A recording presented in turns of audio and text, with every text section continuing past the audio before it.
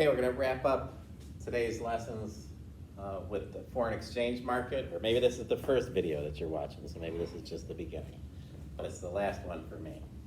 All right, so when we're talking about the foreign exchange market, we want to know what are the things that are going to increase or appreciate the value of a currency, okay?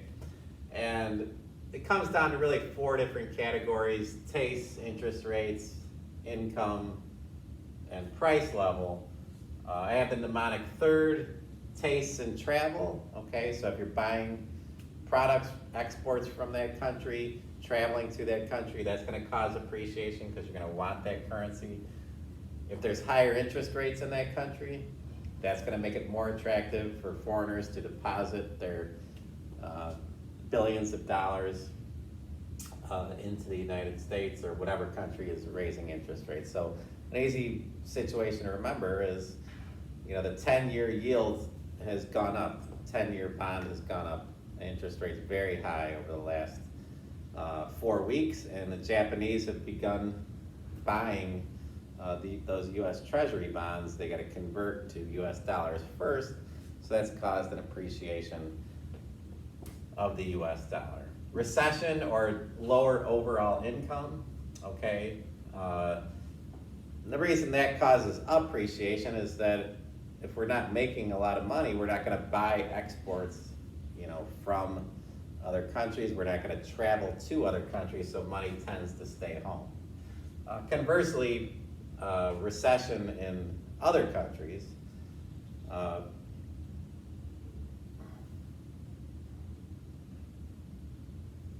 expansion in the United States is going to cause us to spend more money on foreign goods, go travel, etc. Okay? And then deflation, and it's not really deflation, it's really a lower level of inflation. So let's say the US had an inflation rate of 2%, and Europe and Japan had an inflation rate of 6%, then we have a lower overall price level that makes our goods more attractive. Okay? And then depreciation is just the opposite. I'm not going to run through those. You're pretty good at figuring out opposites by now. Let's take a look at what happens graphically. All right, and here I have the market for the US dollars. I got some US citizens over here. I've got Japanese citizens over here. And let's say the 10-year bond that we were talking about, right? The Japanese are going to want to purchase the U.S. Treasury bonds or put money, higher interest rates going to want to put money into U.S. savings accounts. So the Japanese put yen into the foreign exchange market in exchange for U.S. dollars, okay? So what has happened to the supply of yen in the foreign exchange market? Keep in mind the foreign exchange market here is all the currencies of the world, the supplies of every currency. So if we're putting yen into here, the supply of yen is increasing, causing a depreciation of the yen, which we'd expect because they are demanding US dollars. So there's an increase in demand for US dollars, okay? So here I have appreciation of US dollars and depreciation of the yen.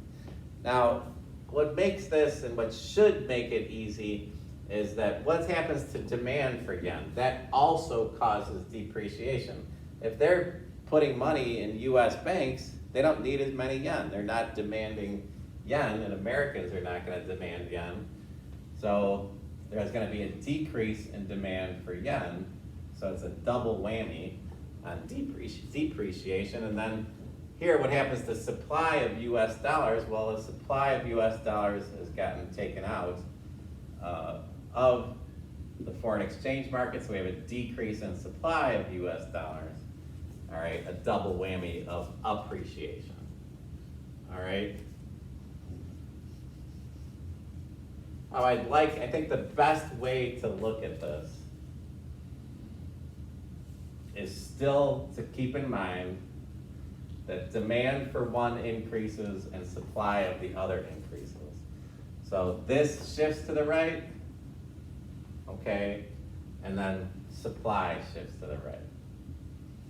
All right, so we get our appreciation here and depreciation here. Winning team, losing team, okay?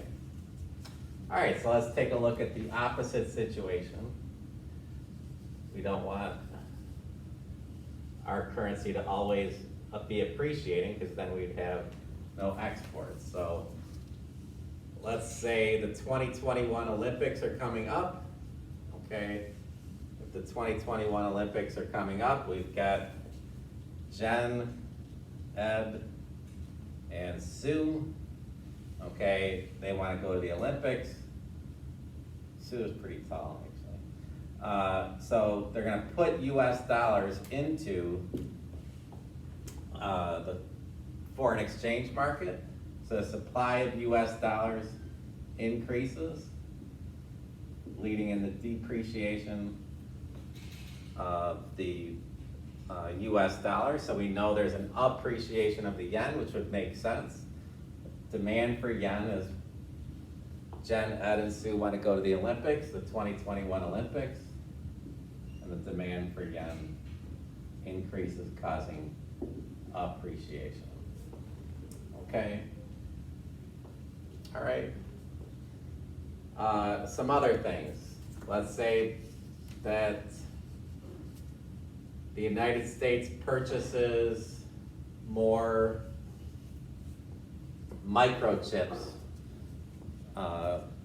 from Japan, right? It would be the same situation, right? We get an increase in demand for yen, increase in supply of US dollars, okay? Let's say there is here's an interesting one. Japan's economy is thriving, okay? So if Japan's economy is thriving, that means the Japanese are going to travel to the United States, okay? And they're going to buy exports from the United States. That is going to increase demand for the US dollar, causing appreciation.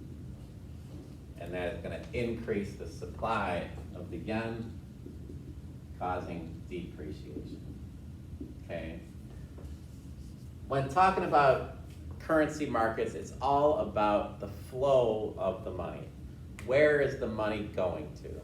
So if you're traveling to the United States, the Japanese traveling to the United States, money's coming to the United States. People are literally coming to the United States. If you're buying American goods, the money's coming into the United States, the goods are going out, okay?